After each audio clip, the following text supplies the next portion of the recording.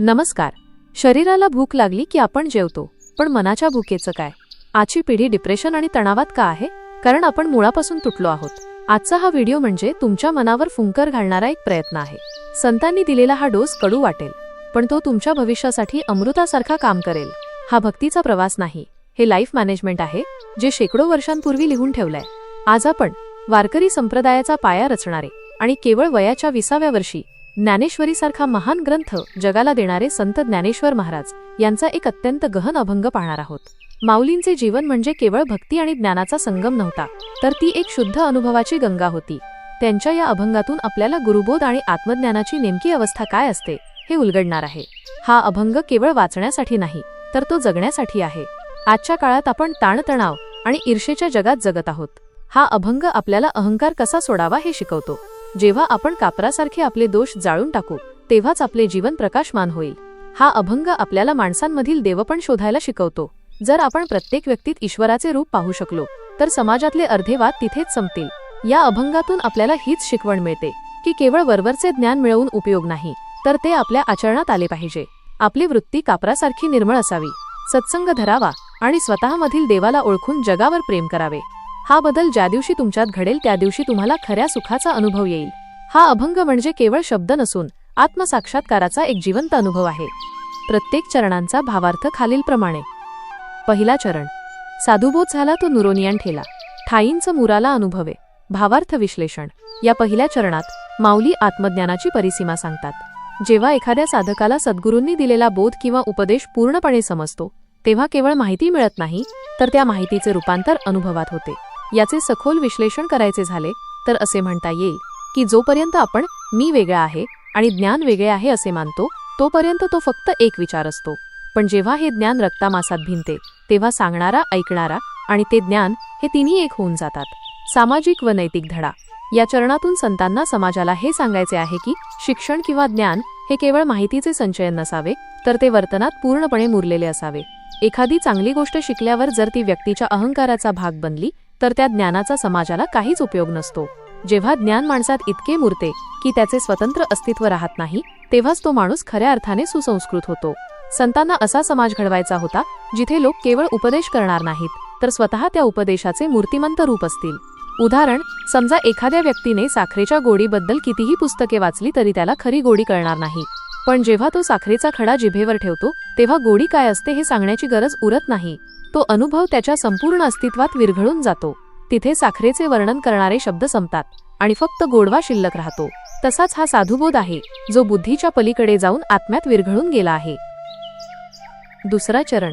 कापुराची वाती उजळली ज्योती, ठाईंच समाप्ती झाली जैसा. भावार्थ विश्लेषण. या चरणात माऊलींनी उपमेचा अत्यंत सुंदर वापर केला आहे. कापूर आणि वात जेव्हा जळतात, तेव्हा इतर वस्तूंनी जळण्यासारखी मागे राख उरत नाही. कापूर जळताना स्वतःला पूर्णपणे संपवून टाकतो आणि फक्त प्रकाश मागे उरतो. आत्मज्ञानाचेही तसेच आहे. जेव्हा ज्ञानाची ज्योत पेटते, तेव्हा साधकाचा अहंकार किंवा मीपणा कापरासारखा जळून खाक होतो. सामाजिक व नैतिक धडा. हा चरण निरहंकारी सेवेचा मोठा धडा देतो. कापूर जळताना मागे काजळी किंवा राख ठेवत नाही, तो प्रकाशात विरून जातो. संतांना समाजाला हे शिकवायचे होते की समाजासाठी कार्य करताना मी करतोय हा भाव पूर्णपणे नष्ट झाला पाहिजे. सामाजिक कार्यात जेव्हा कर्तेपणाचा अहंकार आताय, तेव्हा तिथे गटबाजी आणि स्पर्धा निर्माण होते. जर प्रत्येक समाजसेवक कापराच्या वातीप्रमाणे स्वतःचे अस्तित्व विसरून कार्यात विरघळला, तरच समाजाचा खरा उत्कर्ष होतो. उदाहरण, जसे मेणबत्ती जळताना मेण उरते किंवा लाकूड जळताना कोळसा उरतो, तसे इथे घडत नाही. हा अनुभव म्हणजे पूर्ण समर्पणाचा अनुभव आहे. एकदा का भगवंताच्या भेटीची किंवा सत्याच्या प्रकाशाची ज्योत उजळली की माणसाच्या मनातील सर्व वासना, विकार आणि द्वैतभाव पूर्णपणे नष्ट होतात. तिथे मग मी उरतच नाही, उरतो तो फक्त शुद्ध प्रकाश.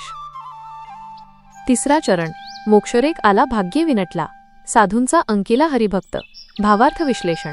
ज्याच्या नशिबात हा ज्ञानाचा योग येतो, तो खऱ्या अर्थाने भाग्यवान असतो. मोक्षाची रेषा किंवा मोक्षाचे भाग्य त्यालाच प्राप्त होते जो स्वतःला पूर्णपणे संतांच्या चरणी अर्पण करतो. अंकिला म्हणजे अंकित झालेला किंवा पूर्णपणे शरण गेलेला. जो भक्त देवाचा आणि संतांचा होऊन राहतो, त्यालाच या जगात खरी शांती मिळते. सामाजिक व नैतिक धडा. येथे साधूंचा अंकिला होणे म्हणजे केवळ कोणाचे तरी दास्यत्व पत्करणे नव्हे, तर चांगल्या विचारांशी आणि मूल्यांशी बांधील असणे होय. समाजाला शिस्त लागण्यासाठी कोणाचे तरी मार्गदर्शन किंवा नैतिक अंकुश असणे आवश्यक असते. संतांचा हा संदेश आहे की माणसाने स्वैराचारी न होता विवेकी व्यक्तींच्या विचारांचा आधार घ्यावा. जो समाजातील सज्जनांच्या विचारांचा आदर करतो तोच खऱ्या अर्थाने भाग्याचा अधिकारी ठरतो. उदाहरण, एखाद्या लहान मुलाने आपल्या वडिलांचा हात घट्ट धरला असेल तर त्याला गर्दीत हरवण्याची भीती नसते. तो निर्धास्त असतो कारण तो वडिलांच्या अंकित असतो. तसेच जो हरिभक्त संतांच्या मार्गदर्शनाखाली चालतो त्याला संसाराच्या संकटांची भीती वाटत नाही. त्याचे जीवन हे केवळ नशिबाने नाही तर त्याच्या शरणागतीमुळे मोक्षस्वरूप बनते. चौथा चरण, ज्ञानदेवा गोडी संगती सज्जनीन, हरी दिसे जनी आत्मतत्वीन. भावार्थ विश्लेषण. शेवटच्या चरणात माऊली या सर्व प्रवासाचे फळ सांगतात. सज्जनांच्या संगतीत राहिल्यामुळे अशी दृष्टी प्राप्त होते की ज्यातून चराचरात फक्त पांडुरंगच दिसू लागतो. जेव्हा आपला अंतरात्मा शुद्ध होतो तेव्हा समोरची व्यक्ती कशीही असली तरी आपल्याला तिच्यातल्या ईश्वरी अंशाचे दर्शन होते. हीच खरी भक्तीची गोडी आहे. सामाजिक व नैतिक धडा हा अभंगाचा कळस आहे. माऊलींना समाजाला लोकसंग्रह आणि सर्वसमावेशकता शिकवायची आहे. जोवर आपण समाजातल्या प्रत्येक माणसात ईश्वरी अंश पाहत नाही तोवर आपण एक चांगला समाज निर्माण करू शकत नाही. सज्जनांची संगत केल्यामुळे आपली दृष्टी विस्तारते आणि आपल्याला भेदभावापलीकडे बघता येते. संतांना असा समाज अभिप्रेत होता जिथे जात, धर्म, पंथ या पलीकडे जाऊन प्रत्येक माणसात माणुसकीचे दर्शन व्हावे. उदाहरण, ज्याप्रमाणे आपण डोळ्यावर निळा चष्मा लावला की जग निळे दिसते आणि लाल चष्मा लावला की जग लाल दिसते, त्याचप्रमाणे जेव्हा आपण भक्तीचा आणि प्रेमाचा चष्मा लावतो तेव्हा आपल्याला माणसामध्ये देव दिसायला लागतो. मग कोणाचा द्वेष राहत नाही की कोणाबद्दल तिरस्कार वाटत नाही. प्रत्येक माणसात, प्राण्यात आणि निसर्गात तोच एक आत्मा खेळत आहे हा साक्षात अनुभव येतो. हा संपूर्ण अभंग उदाहरणातून समजून घेऊ. समजा एक विद्यार्थी आहे ज्याला गणिताची खूप भीती वाटते. त्याला एक असा गुरु भेटतो जो गणिताची गोडी लावतो. सुरुवातीला तो मुलगा गणिताची सूत्रे पाठ करतो, पण काही काळानंतर त्याला सूत्रांची गरज भासत नाही कारण गणित त्याच्या विचारात मुरलेले असते. परीक्षेचा निकाल लागल्यावर मिळणारे गुण म्हणजे मोक्षासारखे असतात. तो विद्यार्थी आता प्रत्येक गोष्टीत गणिताचा तर्क पाहू लागतो. म्हणजेच काय तर मिळालेले शिक्षण जेव्हा पुस्तकात न राहता तुमच्या बुद्धीचा भाग बनते तेव्हाच खऱ्या अर्थाने तो बोध मुराला असे आपण म्हणू शकतो.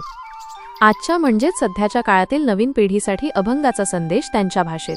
मित्रांनो, आज आपण पर्सनल ब्रँडिंग आणि सेल्फ केअरच्या युगात जगतोय. पण या सगळ्यात आपण स्वतःला इतकं महत्त्व देतो की कधीकधी आपला इगो आपल्याच मानसिक शांततेच्या आड येतो. संत ज्ञानेश्वर महाराज या अभंगात एक भन्नाट लाईफ हॅक सांगतात. तुम्ही एखादा व्हिडिओ पाहिला किंवा मोटिवेशनल स्पीच ऐकलं की वाटतं सगळं कळलंय, पण ज्ञानेश्वर माऊली म्हणतात, जोपर्यंत तो विचार तुमच्या वागण्यात येत नाही, एक्सपिरियन्स, तोपर्यंत तो फक्त डेटा आहे. तो विचार तुमच्यात असा मुरला पाहिजे की तुमची विचार करण्याची पद्धतच बदलून गेली पाहिजे. लाकूड जळलं की कोळसा उरतो, पण कापूर जळला की तो प्रकाश बनतो आणि संपतो. आयुष्यात एखादं यश मिळालं की त्याचा कोळसा अहंकार मनात साठवू नका. ते यश एन्जॉय करा आणि कापरासारखे हलके व्हा. मी केलं म्हणण्यापेक्षा हे झालं या वृत्तीने वागलात तर बर्नआउट होणार नाही. संगती सज्जनीन म्हणजे आजच्या भाषेत तुमच्या वाईबशी जुळणारे पॉझिटिव्ह लोक. तुम्ही कोणासोबत वेळ घालवता यावर तुमचं आयुष्य अवलंबून असतं.